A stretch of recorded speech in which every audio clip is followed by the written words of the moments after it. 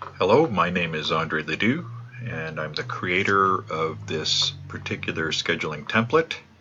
In this case, I'll be demonstrating and giving you a quick tour of the remote part-time template designed for stations that have 2 kilo day cars and 2 kilo night cars. In this video, it's just going to be a quick overall tour of the actual scheduling template. So I've opened up this particular demo template here, and I'm on the first tab. So this is an Excel program. If you're familiar with Excel, you might be familiar with the fact that there's tabs at the bottom. In this template that I've created, I have a Start Here tab, which is where we are right now. This is where you'll be starting to enter details about your location, your number, who the scheduler is, the month that you want to schedule, and the year. The next tab over opens a different worksheet. And this one you might be familiar with if you used a similar template before. At the top you can see the days of the month organized by day and week according to, back to this page here, to the month and year you selected. On the left hand side here there are various blue shaded areas where you can use a drop down list to select names which have been entered into this worksheet, and I'll show you in a minute where to go to enter them. As well as there are, for each row and each person you select, you can select an X, an L, or an E.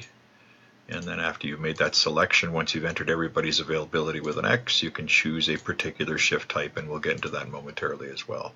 Or I should say in the next video. Going over the next tab is the printable schedule.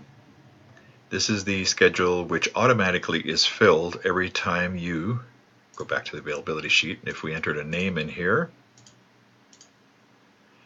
and we look that we've given Kevin here a K1 day on the 1st, if we go to there we can see his name, his nickname that he prefers being called has been entered in that spot automatically.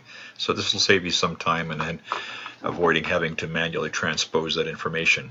The next tab over is personalized schedule.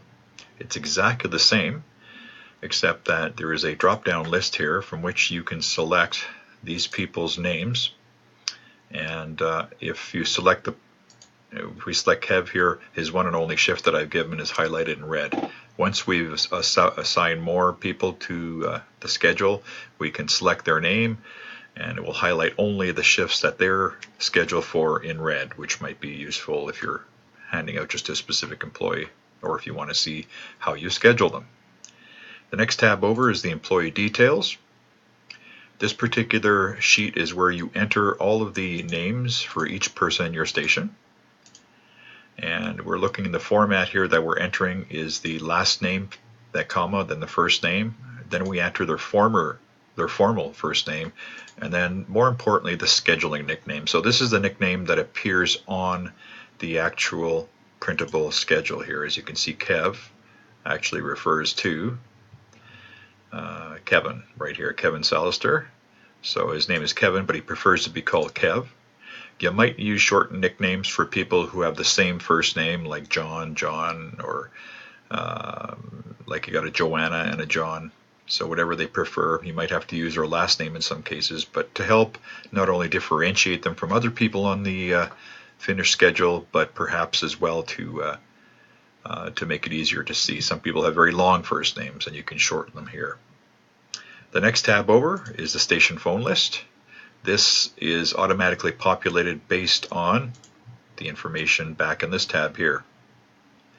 So the idea is you only ever have to enter information about your employees once, and then it automatically creates this area here. I'm clicking on it. You can't actually change because it's automatically generated. You can, however, enter any of names and phone numbers into this section here, all the way down to the bottom. The next worksheet over is the stats one. This one is automatically populated with columns which you'll see appear based on availabilities that have been entered into the worksheet, into the workbook. So once you've entered everybody's availabilities, you'll see different columns in here showing you at a glance what the availabilities look like in your station for that month.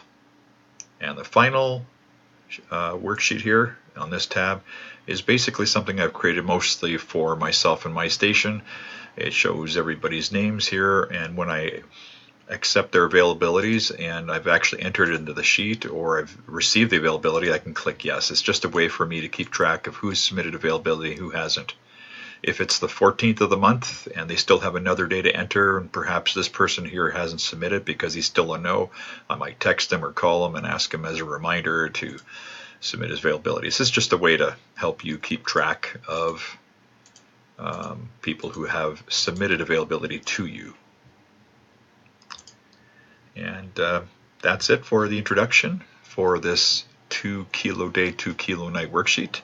On the next video, we're going to go through the sheets themselves. Thank you.